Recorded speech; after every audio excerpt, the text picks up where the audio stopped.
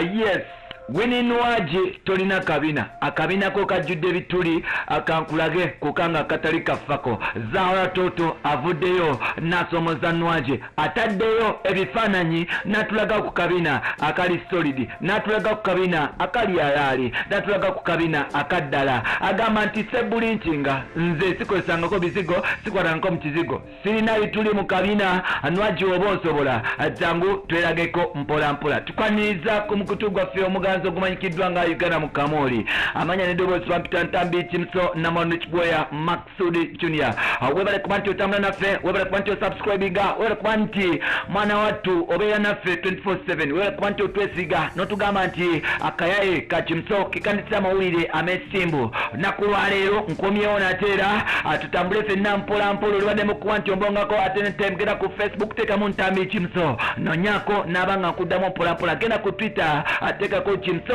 16 onabanga ofuna olibaddemu kuba nti oteekako follow non-following mpola mpola ate ne tunyumyamu mpola mpola genda ku Instagram nkozesa Ntambi Kimso 5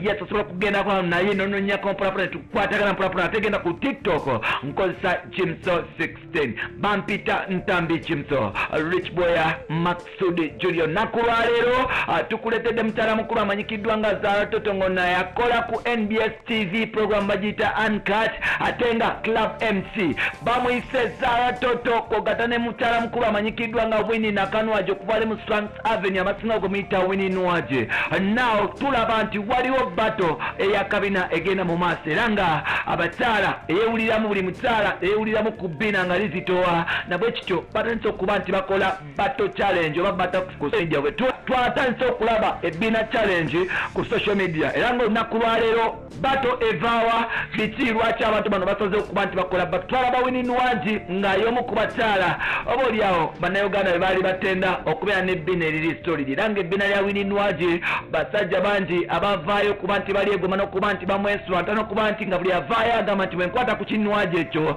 nyinza okikola ebirungi nakyo ne kisiima mpola mpola mu kuba nti Nwaji yali ayambala obuntu obumpingo naye nga bukavaringa akabina ke paka wansi nga katuuka paka mu bisambi Nwaji yali ayambala ebintu ebiwanvu wanvu ng'olaba ebisambi n'ogamba ekyana kyakula ng'olaba akabina n'ebyo ebiso byakyo ebyo ebinenenene ng'olabira ddala Nwaji omukazi w'ettaba awedde emirimu Nwaji omu ku basajja y'omu ku bakyala ababadde abazze bateeka ku basajja be Uganda ku bunkenke kwogatta n'abayimbi banne era nga bangi batandika okuba nti baagala okuba nti bamukubamu mpola mpola ne batandika okuba nti bamusaba nga bayita ku mikutu gya Facebook nga bayita ku mikutu gya Instagram nga bayita ku mikutu gya Twitter nga bagamba nti wo mama kabina Nwaji tukusaba otuweeko mpola mpola mukuba nti abantu bamwesunga n'okuba nti basajja bangi bamweswanta n'okuba nti abakyala batandika okumuwala n'olw'ebbiina lye n'obulungi bwe bambi mukyala wattu yavaayo n'akitukola.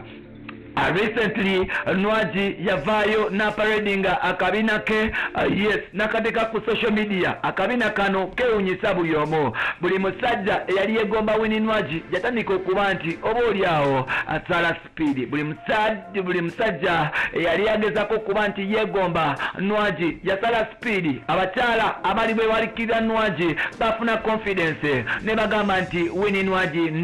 nedda talina kyatugamba binono bisinzira kuki Nwaji yagenda ku mutuko gwa Instagram natekayo ebifaananyi ne bu video nga swiminga ngali mu swimming costume wanono tatandika okuba nti kiraga patsi za Winnie Nwaji era nga abantu kye basinga okutunulira ke kabina ka Nwaji twagenda okulaba nga kabina ka Nwaji konna kajjudde mu bituli era nga abantu batandika okuba nti beebuusa nga bagamba nti Nwaji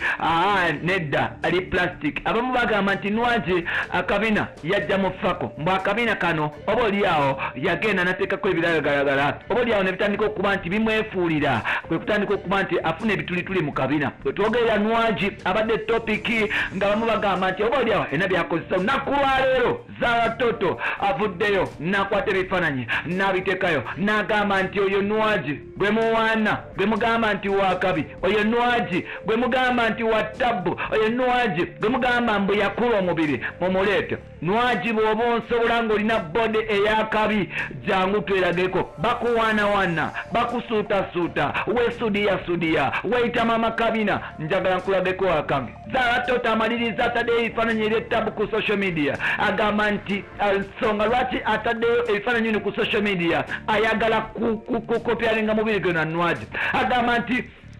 mwe mwenna abalowooza mbu Nwaji wakabi mu kikomye Zara Toto agambye nti Nwaji talina kyalina Nwaji obulungi bwe tebuli kunnacho Zara Toto agamba nti obulungi ye Katonda yamuwa ekisooka na mukyotala ate nga ekirala Katonda yamuwa akabina nga tekaliko bitulituli Zara Toto agambye nti nze yadde nina abaana bana naye ate ninga omukyala atazaalanga nako mbu Nwaji alina omukyala alina omwana omu naye yenna ganyamanyama galabika mbu yenna akaddiye mbu yenna si wa ttabu bigamba bya Zara Toto ekibuuzo kiri nti bato ya Nwaji ne Zara Toto evaawa tulaba nti ennaku zino mukyala mukulu amanyikiddwa nga obaolyawo Zara Toto naye alina bato y'abasajja nti ennaku zino Donsolo yakamusulawo yakafuna omusajja omulala yes oyo muyindiyindi ennaku zino naye ali mu competition yakuba nti obaolyawo alwanira space ye mu celebrity life era nga betwogerera mukyala mukulu amanyikiddwa nga Zara Toto akola kyonna ekisoboka okuba nti oba afuna kyebayita public attention abasinga bagamba nti Zara Toto talina njawulo na Bad Black mbu bonna beekubamu akabeeyi ekintu ekyo sikimanyiiko era sijja kikkattiriza naye ng'abantu bagamba nti Zara Toto talina njawulo na Bad Black bagamba nti Zara oluvannyuma lw'okuba nti yafuna platform ya TV agezaako okuba nti akozesa TV okuba nti anafuya agamba nti ensonga lwaki alwana Winnie Nwaji mbu Nwaji naye ayinza okuba nti yayingira competition y'emu ng'oba olyawo abasajja abagala Zara Toto bebamu kubagala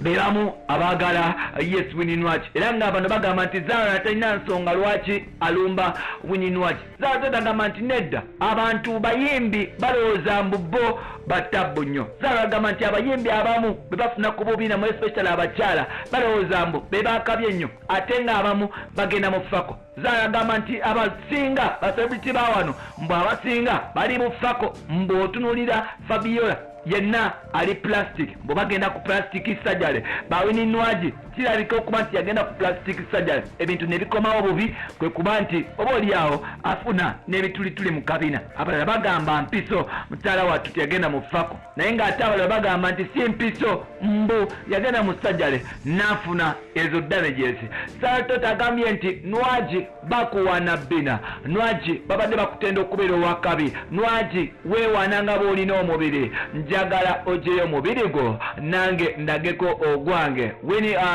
Zara Toto amaliriza ajeyo ebifaananyi mpolampola abiteese ku social media bitandise okuba nti bitraining agamba nti bw'abanga Nwaji amusobola naye ajeyo ebifaananyi nga alinga ye Zara Toto agambye nti newe kiba kyetaagisa kuba nti baba kuba ebifaananyi nga bali bwereere nti buli mukyala ayagala okuba nti amwewulira ng'alowooza yakula bulungi wansi waggulu na buli kimu beekubye ebifaananyi nga bali bukunya babiteekeyo tulabe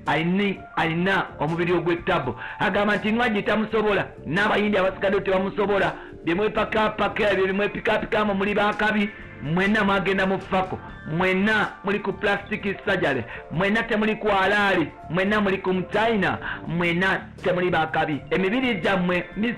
migatirire emibiri gyammwe